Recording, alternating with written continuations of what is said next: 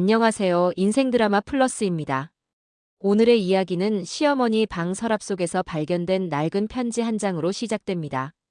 눈에 익은 듯 낯선 이름이 적힌 봉투, 오래된 잉크 냄새, 그리고 햇빛이 비껴 지나가며 만든 먼지의 띠가 그 위로 고요히 흘렀습니다. 그 작은 종이 조각이 이 집의 시간을 거꾸로 돌리고 우리가 알고 있던 가족의 풍경을 천천히 바꿔놓을 것이라는 예감이 스쳤습니다. 그날은 비가 오락가락하던 늦은 오후였습니다. 며느리는 평소처럼 거실을 정리하고 주방 수건을 갈고 마지막으로 시어머니 방을 닦았습니다. 시계 초침이 벽에서 또박또박 소리를 냈고 그 리듬에 맞춰 걸레질을 하던 손끝에 서랍장 맨 아래 칸이 가볍게 걸렸습니다. 반쯤 열린 틈으로 낡은 크림색 봉투가 드러났습니다. 모서리는 헤어져 있었고 뒤쪽에는 건물 계약을 맡았던 남자의 이름이 번진 글씨로 남아 있었습니다.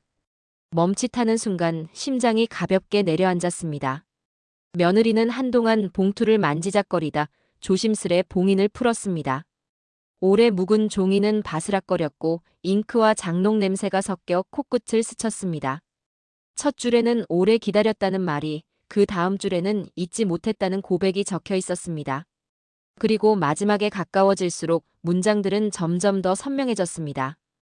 왼손 손목에 남은 별 모양의 흉터를 기억하라는 문구, 그리고 그 흉터가 서로를 알아보는 신호였다는 단서가 또렷했습니다.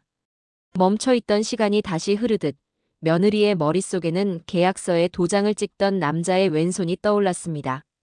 서늘한 피부, 얇은 손목, 그리고 미세한 빛에 걸려 반짝이던 별 모양의 상처. 그 기억이 편지의 문장과 맞물리자 몸이 먼저 굳었습니다. 왜 그 이름이 시어머니의 서랍에 있었는지, 왜 편지는 우리 아이를 말하는지 질문이 소용돌이처럼 피어올랐습니다. 현관에서 발소리가 들리자 며느리는 재빨리 편지를 봉투에 넣어 원래 자리에 돌려놓았습니다. 잠시 뒤 방으로 들어온 시어머니는 서랍을 한번 훑고 시선을 거두었습니다. 숨이 가라앉을 즈음 시어머니는 쓸데없는 호기심은 사람 잡는다는 말만 남기고 부엌으로 향했습니다. 저녁에 향 냄새가 집안을 가득 채웠을 때 며느리는 마음속으로 조용히 다짐했습니다. 진실을 확인하겠다고, 그 어떤 불편함을 마주하더라도 물러서지 않겠다고. 다음 날 아침은 평소와 같았습니다. 남편은 서둘러 집을 나섰고 시어머니는 장을 보러 나가겠다고 짧게 말했습니다. 문이 닫히자 집은 금세 고요해졌습니다. 며느리는 서랍 앞에 조심스럽게 앉아 봉투를 꺼냈습니다. 이번에는 처음부터 끝까지 읽었습니다. 오래전에 문 앞에서 오랫동안 기다렸다는 문장, 바람이 세게 불던 날을 잊지 못한다는 고백, 그리고 아이에게 전해달라는 부탁이 이어졌습니다. 왼손 손목의 별 모양 흉터. 그 모든 단서가 하나의 문으로 이어지고 있었습니다. 오후가 되자 며느리는 편지의 단서를 따라 골목 끝에 오래된 라디오 가게로 향했습니다. 발행 간판에는 청춘이라는 단어가 희미하게 남아 있었고 유리 진열장 안에는 낡은 카세트와 라디오가 줄지어 서 있었습니다. 카운터 뒤에 남자가 고개를 들었습니다. 차분한 눈빛, 깊게 패인 미간의 선, 그리고 습관처럼 왼손으로 머리칼을 쓸어 넘기는 움직임. 며느리는 그 순간 손목에 작은 별 모양 흉터를 보았습니다. 가게 안 공기가 잠시 멈춘 듯 바람이 문틈으로 스며들어 풍경을 건드렸습니다. 가게 주인은 무엇을 찾느냐고 물었습니다. 며느리는 대답 대신 오래전에 문 앞에서 누군가를 기다려본 적이 있느냐고 물었습니다. 사람의 얼굴이 아닌 바람의 소리를 먼저 기억하는 날이 있었느냐고. 잠시 침묵이 흐른 뒤 주인은 잊지 못하는 날이 있다고 말했습니다. 그리고 서랍 깊은 곳에서 낡은 나무 상자를 꺼냈습니다. 뚜껑에는 바랜 별 그림이 새겨져 있었고 금속 경첩은 오래된 소리를 냈습니다. 상자 안에는 아무것도 없는 듯 보였지만 나무 바닥을 손끝으로 더듬자 아주 얇은 판이 걸렸습니다. 집으로 돌아온 며느리는 상자를 책상 위에 올려두고 방 안을 살폈습니다. 창가로 햇빛이 조금씩 기울어들었고 먼지가 빛을 타고 내려앉았습니다. 나무판을 살짝 들어올리자 숨겨진 봉투가 하나 드러났습니다. 짧은 쪽지와 낡은 열쇠가 들어있었습니다. 쪽지에는 바람이 불 때만 열리는 곳이라는 문장만 남아 있었습니다. 열쇠에는 작은 숫자가 새겨져 있었는데 그것은 집 비밀번호의 일부와 같았습니다. 며느리는 등줄기를 타고 내려오는 싸늘함을 느꼈습니다. 누군가는 이 집의 비밀을 오래전부터 알고 있었고 그 흔적을 고이 묻어두었을지도 모른다는 생각이 스쳤습니다. 저녁 무렵 우편함에 봉투가 하나 도착했습니다. 발신인은 없었습니다. 봉투 안에는 흑백 사진이 한 장 들어있었고 라디오 가게 앞에 선 젊은 여자의 얼굴이 선명했습니다. 사진 속 여자는 환하게 웃고 있었고 손목에 작은 흉터가 보였습니다. 뒤편에는 짧은 문장이 적혀 있었습니다. 바람이 멎으면 돌아오자. 며느리는 사진을 손에 쥐고 한동안 움직이지 못했습니다. 그리고 조용히 마음을 정리했습니다. 혼자 품기에는 이 집의 시간이 너무 멀리 와 있었다고. 그날 밤 식탁에는 세 사람이 마주 앉았습니다. 시어머니, 남편, 그리고 며느리. 며느리는 사진을 식탁 중앙에 올려놓고 오늘 우편함에서 발견되었다고 말했습니다. 남편의 눈빛이 흔들렸고 시어머니의 손끝이 미세하게 떨렸습니다. 며느리는 조심스럽게 봉투에서 편지를 꺼내 첫 줄을 읽었습니다. 오래 기다렸다는 고백, 잊지 못했다는 문장, 아이에게 전하라는 부탁. 말을 멈추자 공기가 잠시 가라앉았습니다. 시어머니는 반사적으로 봉투를 가져가려 했고 그 순간 흰 종이 몇 장이 바닥으로 흩어졌습니다. 은행 보관증 사본과 오래된 진료 기록이었습니다. 남편이 허리를 굽혀 종이를 주었고 그 자리에서 얼굴빛이 서서히 달라졌습니다. 며느리는 시어머니에게 이 서류들은 무엇인지 물었습니다. 시어머니는 의자 등받이를 손으로 꽉 잡고 한동안 침묵했습니다. 시계 초침 소리가 또박또박 방 안을 채웠습니다. 마침내 시어머니는 숨을 고르고 입을 열었습니다. 오래전에 사랑했던 사람이 있었다는 고백이 조심스럽게 흘러나왔습니다. 바람이 몹시 거세던 날, 문 앞에서 발을 떼지 못한 채 한밤을 서 있던 기억, 그리고 혼자 감당하기엔 너무 무거웠던 선택을 지나쳤다는 이야기. 시어머니는 모든 것이 틀어지지 않기를 바라며 꽉 쥐고 살았다고 말했습니다. 하지만 쥐고 있던 손이 결국 사람을 놓치게 만든다는 사실을 너무 늦게 알게 되었다고 덧붙였습니다. 남편은 아무 말도 하지 못한 채 의자에 깊이 기대었습니다. 며느리는 조용히 상자를 꺼내 식탁에 올렸습니다. 별 그림이 새겨진 나무 상자, 숨겨진 칸에서 나온 열쇠, 우편함에 도착한 사진, 그리고 편지의 문장들. 모든 조각이 눈앞에서 천천히 맞춰지기 시작했습니다. 도무지 손댈 수 없을 것 같던 매듭이 조금씩 풀리는 느낌. 그러나 풀리는 자리에 새로운 매듭이 생겨나는 낯선 감각이 함께 밀려왔습니다. 밤은 길었습니다. 거실의 작은 스탠드 조명이 벽에 둥근 빗무리를 만들었고 먼지들이 그 안에서 떠다녔습니다. 며느리는 상자를 다시 열어 안쪽 이음새를 더듬었습니다. 낮에는 보지 못했던 아주 미세한 홈이 한쪽에 숨어 있었습니다. 얇은 칼끝으로 살짝 밀자 좁은 틈이 벌어지며 작은 공간이 드러났습니다.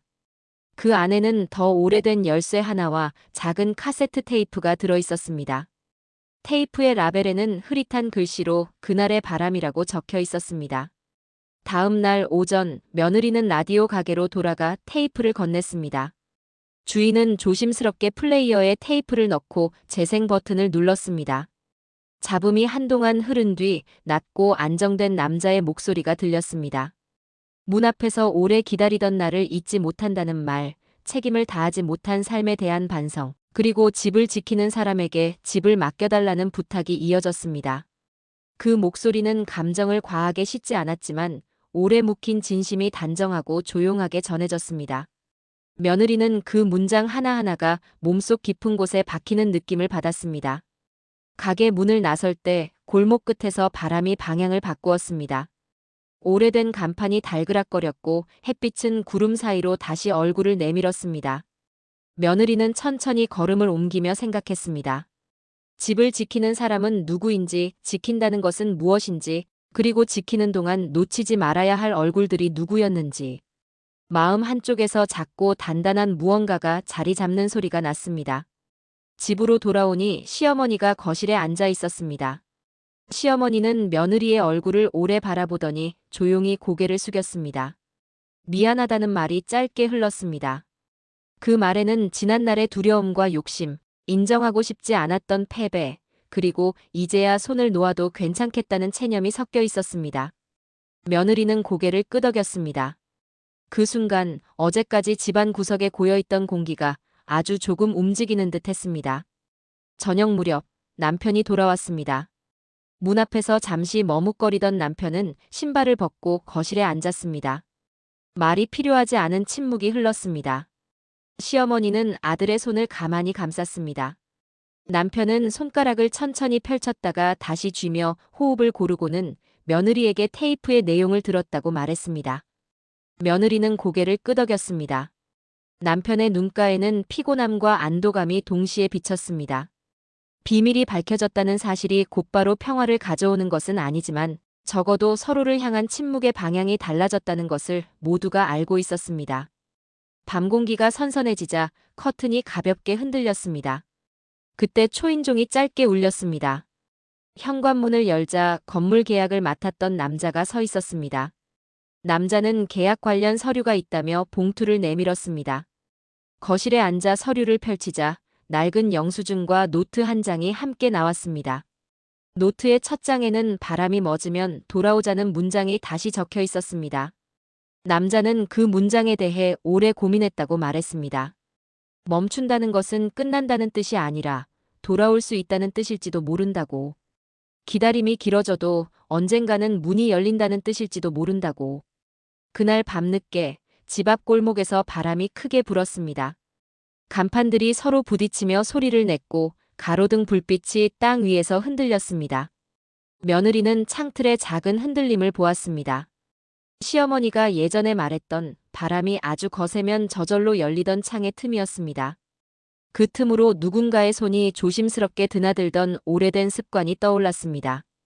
과거의 손, 현재의 시선, 아직 알 수 없는 발걸음이 한 점에서 겹쳐졌습니다. 자정 무렵 현관 쪽에서 아주 낮고 단단한 소리가 났습니다.